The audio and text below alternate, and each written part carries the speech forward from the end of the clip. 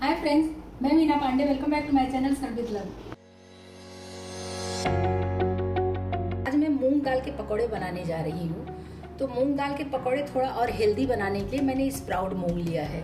जो साबुत मूंग आता है ना, उसी मूंग को मैंने भिगा के और इसको 24 घंटे के बाद इस तरीके से स्प्राउट हो गया है, तो फिर इसको मैंने लिया है। इसका जो ये देखिए छिलका है ना, छिलका अलग हो रहा है।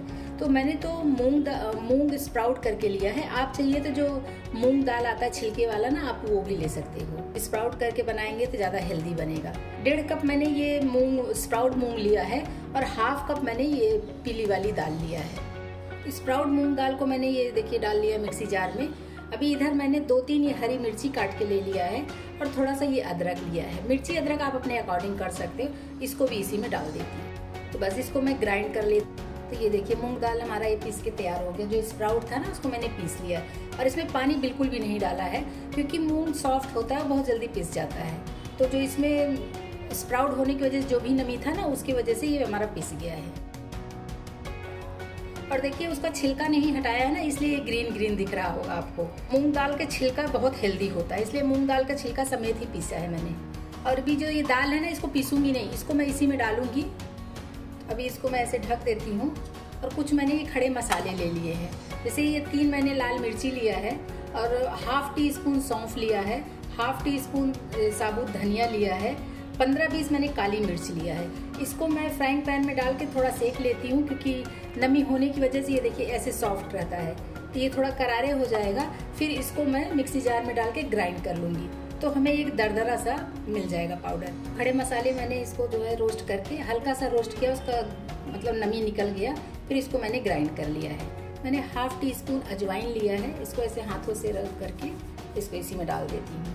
मैंने पकौड़ों में डालने के लिए ना कुछ ये वेजीज काट लिए हैं। मैंने 2 ये देखिए गाजर ग्रेट कर लिया है, थोड़ा सा करी पत्ता काट लिया है, छोटे छोटे से काट दिए हैं, कुछ धनिया काट लिया है, 2-3 मैंने प्याज काटा है, 100 ग्राम के करीब ये पालक मैंने काट लिया है। पालक भी बहुत अच्छा लगेगा पकौड़े में और हेल्दी भी पकौड़ा हमारा बनेगा, इसलिए मैंने पालक डाला है। 2 आलू थे, उसको मैंने ग्रेट करके पानी में डाल दिया है, ताकि ये काला ना पड़े आलू।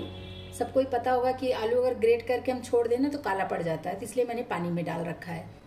जो भी है गाजर वगैरह सभी कुछ इसी में डाल देती हूँ। और जो ये आलू है ना, ये आलू को भी इस तरीके से निचोड़ लूंगी ताकि इसका पानी सारा निकल जाए, फिर मैं इसमें डालूंगी। नहीं तो जो दाल पिसा है ना, वो एकदम पानी पानी हो जाएगा। 1/4 टीस्पून में हींग डाल रही हूँ।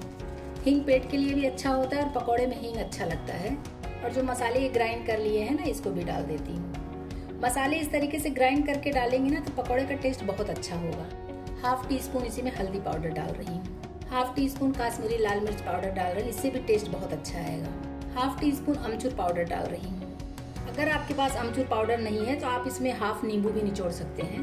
अभी स्पैचुला हटा देती हूँ और हाथों से इसको मैं मिक्स कर लेती हूँ। अभी जो ये पीली वाली दाल लिया है ना, ये दाल भी इसी में डाल देती हूँ। इस दाल से बहुत अच्छा टेस्ट भी आता है और हमारे जो पकौड़े बनेंगे ना, वो क्रिस्पी भी बनेंगे।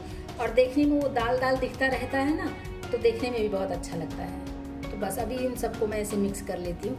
देखने में बहुत ज़्यादा लग रहा होगा, लेकिन जैसे सब्जियां हैं, पालक है ना, इन सब को जब मिक्स करूँगी तो ये इतना ज़्यादा नहीं दिखेगा।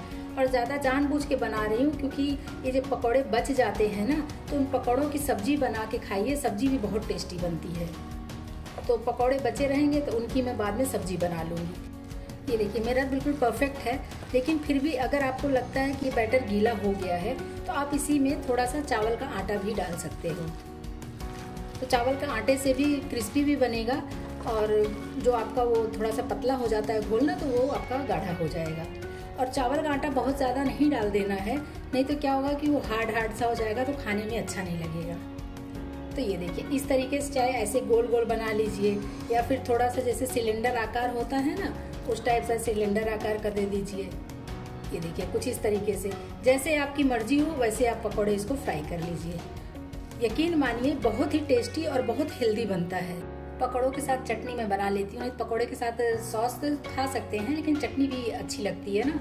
तो उसके लिए मैंने 1/2 टीस्पून जीरा लिया है, 2 हरी मिर्ची है, थोड़ा सा ये मैंने मिंट ले लिया है, और ये धनिया पत्ती ले लिया है ढेर सारा, थोड़ा सा अदरक लिया है, 3-4 पीस मैंने लहसुन के लिए हैं, और एक बड़ा सा टमाटर काट लिया है।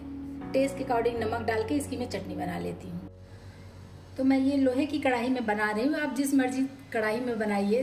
तेल मैंने रिफाइंड डाला है, आपकी चॉइस है। अगर आप चाहें तो सरसों के तेल में भी फ्राई कर सकते हो, उसमें भी बहुत टेस्टी पकौड़े बनते हैं। आप लोगों को भी याद होगा और मुझे भी याद है कि अभी मैंने इसमें नमक नहीं डाला है, क्योंकि नमक डालने से ना फिर वो एकदम लिक्विड फॉर्म में बन जाता है, गीला हो जाता है। तो अभी मैं ऐसे नमक डाल के और इसको मैं मिक्स करके फ्राई कर लूँगी। तुरंत नमक डाल के अगर फ्राई करें ना तो गीला नहीं होता है। तो अभी नमक डाल दिया, उसको मैं मिक्स कर लेती हूँ, फिर बना के फ्राई कर लेती हूँ। तो तेल हमारा गर्म हो चुका है। तो ये देखिए ऐसे गोल गोल बना के मैं डाल रही हूँ। ये देखिए हाथ में लेके ऐसे गोल गोल घुमा दूंगी ना तो सॉफ्ट तो होता ही है बैटर, तो ऐसे ही गोल गोल बन जाएगा। ये देखिए गोल गोल बना के इसमें डालती जा रही हूँ। तो देखिए ये हमारा देखने में लग रहा है कि सेक रहा है, तो अभी मैं इसको घुमा देती हूँ, मतलब उलट देती हूँ इस तरीके से। बहुत अच्छे तरीके से बन रहा है, मैं दिखाती हूँ आप लोगों को। देखिए जैसे मैंने गोल गोल डाला था ना उसी तरीके से है। और दूसरे गैस पे मैं चाय रख देती हूँ। चाय हम कैसे भूल सकते हैं, तो पकौड़ों के साथ चाय तो बहुत ही अच्छा लगता है और मुझे भी बहुत पसंद है। पकौड़ों के साथ चाय ना मुझे भी बहुत पसंद है, तो चाय तो मैं भूल ही नहीं सकती हूँ। तो दूसरे गैस पे मैंने चाय के लिए रख दिया है, वहाँ पे मैं चाय भी बना लेती हूँ साथ। तो आपकी चॉइस है, चाहे तो एक ही बार में पकौड़े को एकदम क्रिस्पी करके निकाल लो, या फिर बस जितना ये देखिए थोड़ा लाल हुआ है ना इतना निकाल ले, फिर जब खाना हो तो डबल हम फ्राई कर लेंगे, तो उस टाइम में भी पकौड़े हमारे बहुत क्रिस्पी बनते हैं। तो आपकी चॉइस है, चाहे तो एक ही बार में फ्राई कर लो या फिर 2 बार में फ्राई करो, क्रिस्पी दोनों तरह से बनेंगे। अगर एक बार में ही करना है तो फिर उसको भी क्रिस्पी करके ही निकालेंगे, और नहीं तो दूसरी बार अगर करना है तो बस इतने में ही निकाल लेते हैं, फिर दोबारा हम फ्राई कर लेंगे तो क्रिस्पी बनेंगे। मैंने चाय बनने के लिए रख दिया है, इसमें मैंने अदरक कूट के डाल दिया है।